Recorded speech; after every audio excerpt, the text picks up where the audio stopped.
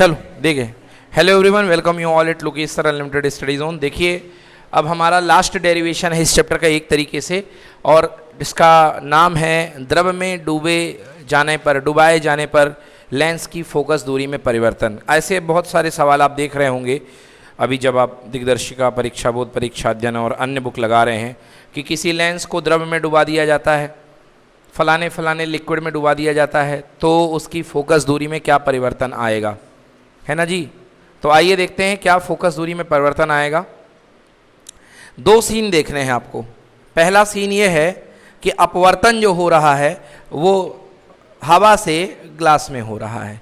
पहले सीन में जो आपका ये लेंस है इसको आपने डुबाया नहीं है, और दूसरे सीन में आपने जो लेंस है इसको आपने डुबा दिया है। मतलब पहले सीन में आपका लेंस जो है द्रव के बाहर है और दूसरे सीन में आपका जो लेंस है द्रव के अंदर है। तो पहले सीन में जब द्रव के बाहर है तो जो अपवर्तन होगा वो हवा से ग्लास में होगा कि नहीं होगा?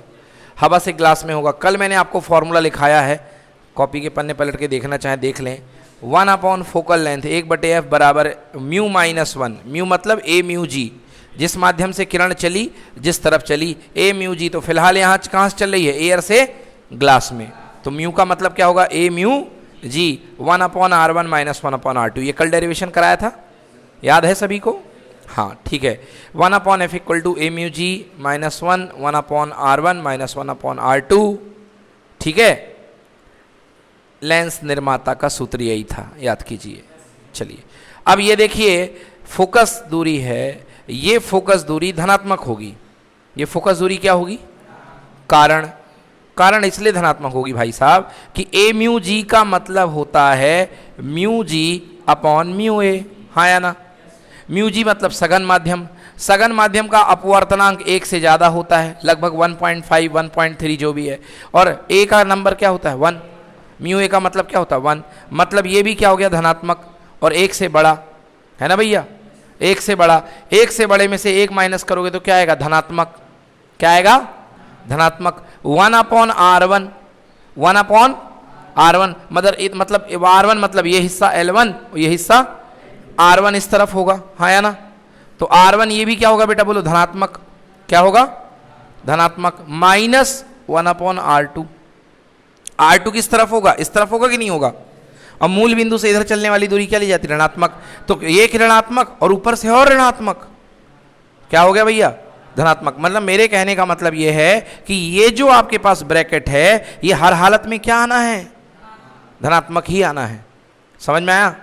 तो ये भी धनात्मक और ये भी क्या? धनात्मक। मतलब फोकस दूरी जो आएगी पूरी क्या आएगी? धनात्मक आएगी। क्या आएगी? धनात्मक। तो मैंने शॉर्ट में लिख दिया है जो क्या होगा? धनात्मक होगा। समझ में आया जी? बोलो, ये बात समझ में आ गई ना? बहुत इंपॉर्टेंट बात है कि हवा में जो फोकस लेंथ बनेगी वो क्या बनेगी? धनात्मक बनेगी। मतलब किरणें सभी आने वाली किस तरफ फोकस होंगी? इस तरफ। बोलो, इस तरफ होंगी कि नहीं होंगी? बस होती भी हैं, वैसे भी जानते हैं। तो फोकस दूरी धनात्मक आनी थी, तभी तो उस तरफ गई है। चलो अब देखो, अब आपने इसको लेंस को एक लिक्विड में डुबा दिया, परिस्थिति क्रमांक 2। परिस्थिति क्रमांक 2, इस लिक्विड को इस लेंस में डुबा दिया, लिक्विड में इस लेंस को डुबा दिया। तो भैया बाहर लिक्विड भरा हुआ है, शक्कर का शीरा है, एल्कोहल है, जो भी है, शरबत है, नींबू का पानी है, कुछ भी है, और उसमें ये लेंस डूबा हुआ है। लिक्विड का अपवर्तनांक म्यू एल, ग्लास का अपवर्तनांक म्यू जी। आया समझ में? लिक्विड का अपवर्तनांक म्यू एल है, ग्लास का अपवर्तनांक म्यू जी है। लगाइए, फिर से रूल लगाइए। कौन सा? लेंस निर्माता का सूत्र 1/, पहले था हवा में फोकल दूरी इन एयर, अब है फोकल दूरी इन लिक्विड। L बराबर L म्यू जी, क्योंकि अपवर्तन हो रहा liquid to gas, liquid to glass. हाँ, L2G माइनस 1, पहले क्या था? एयर से ग्लास में, तो ए म्यू जी। अब हो रहा है लिक्विड से ग्लास में, L mu G minus 1 1/r1 minus 1/r2। आया समझ में? दोनों को भाग दे दीजिए, दोनों को भाग दे दीजिए 1 से 2 में। तो 1/fa वाला ये बन गया, 1/fl वाला यहाँ पहुँच गया। ध्यान से देखो, ए mu G minus 1 W mu G minus 1, W नहीं आएगा, यहाँ क्या आएगा? लिक्विड। क्या आएगा भैया? वाटर ले लिया है तो वाटर भी लिक्विड, मगर लिक्विड ले लो भाई, लिक्विड में सब आ जाएंगे। 1/r1 माइनस 1/r2 से ऊपर का टर्म नीचे का टर्म क्या हो गया? Cancel. A mu G minus 1 और नीचे L mu G minus 1 1 F L equal to F A ऊपर चला गया A mu G minus 1 upon L mu G minus 1। ठीक है, ठीक है जी। अब देखो, अब बहुत चमत्कारिक घटनाएं होने वाली हैं। R1 R2 वाला टर्म हट गया। जब तुलना कर रहे हो तो अगर लेंस समान है तो वक्रता त्रिज्याओं के संबंध से कोई मतलब नहीं है। A mu G minus 1 L mu G minus 1 ये आ चुका है। आगे देखो भाई, एफ एल बराबर F A mu G minus 1। क्या मैं ए म्यू जी को mu G upon mu A लिख सकता हूं? बेशक, माइनस 1। और mu G L mu G का मतलब mu G upon mu W minus 1। हाँ या ना? देखो भैया, एफ एल बराबर एफ ए ये हो जाएगा mu G minus mu A upon कितना? Mu A. और ये बन जाएगा mu G minus mu W upon कितना? Mu W. पलटी मार के म्यू डब्ल्यू सबसे ऊपर आएगा। अब अच्छा भैया, mu G minus mu W, बोलिए हाँ या ना? क्लियर है? अब ध्यान से देखो, अब ये जो चीजें हैं आपके पास में एफ एल बराबर एफ ए। अब देखना कौन कौन धनात्मक आएगा, जरा फील करना है इस बात को, कौन कौन धनात्मक आएगा। म्यू ए का मान तो जानते हो कितना होता है? 1, कोई मतलब की बात ही नहीं है। Mu G minus mu A मतलब ग्लास है ना, माइनस क्या? एयर।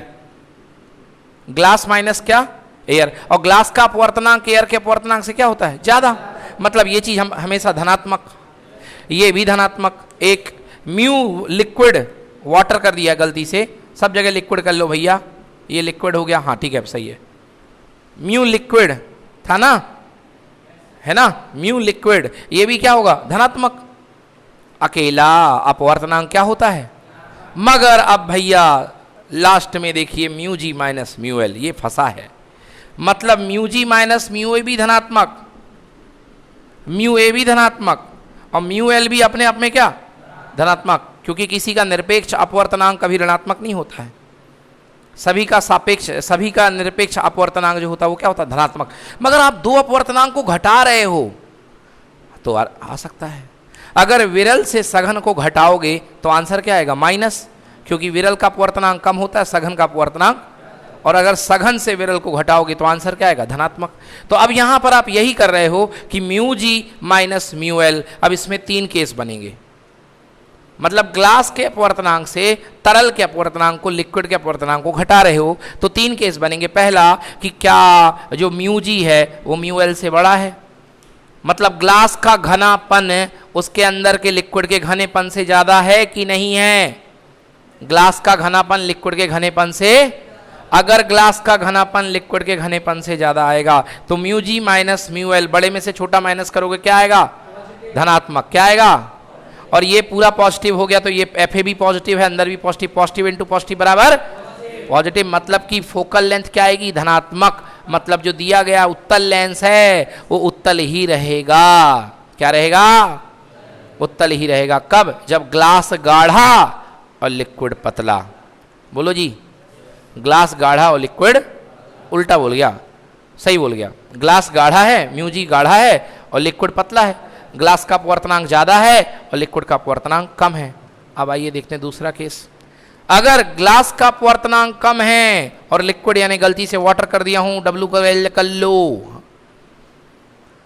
अगर ग्लास का अपवर्तनांक कम है और लिक्विड का अपवर्तनांक, मतलब म्यू जी छोटा है और म्यू एल बड़ा है। अगर म्यू जी छोटा है, म्यू एल बड़ा है, तो देखो भैया ये पॉजिटिव है, ये पॉजिटिव है, ये भी पॉजिटिव है, मगर mu G minus mu L क्या आएगा?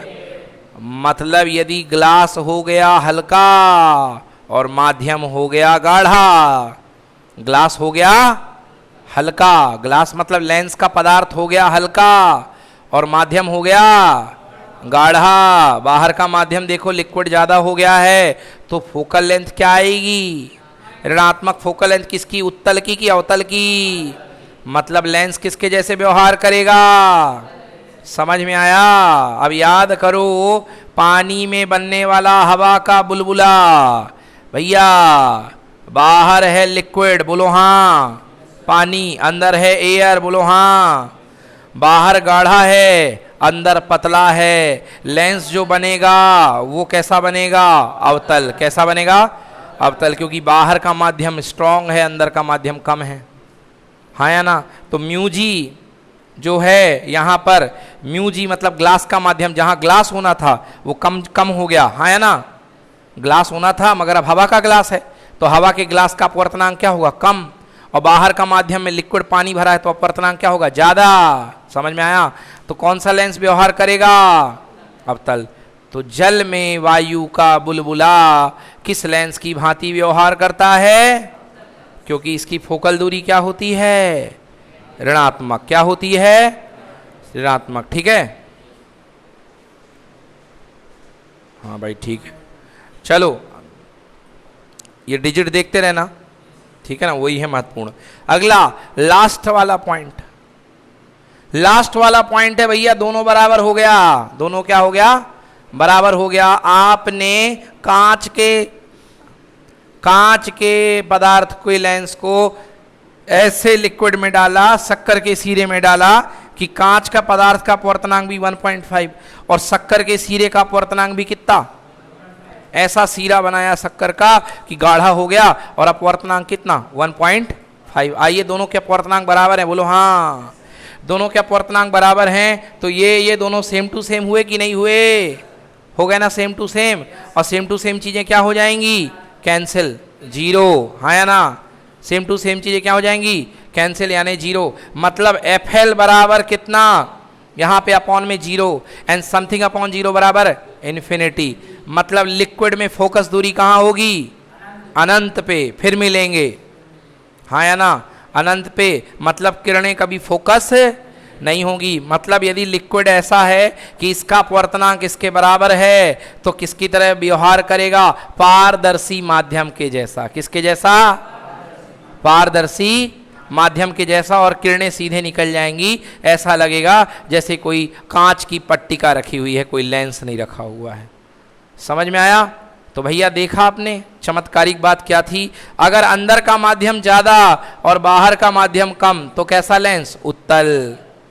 अगर बाहर का माध्यम ज्यादा अंदर का माध्यम कम तो कैसा बना, अवतल। और अगर दोनों समान तो क्या हुआ, कांच की पट्टिका, अनंत फोकस दूरी। क्या होगा, अनंत फोकस दूरी। तो देखिए तब Fl बराबर इन्फिनिटी, अतः लेंस कांच की समतल पट्टिका की भांति व्यवहार करेगा। चलो छाप लो।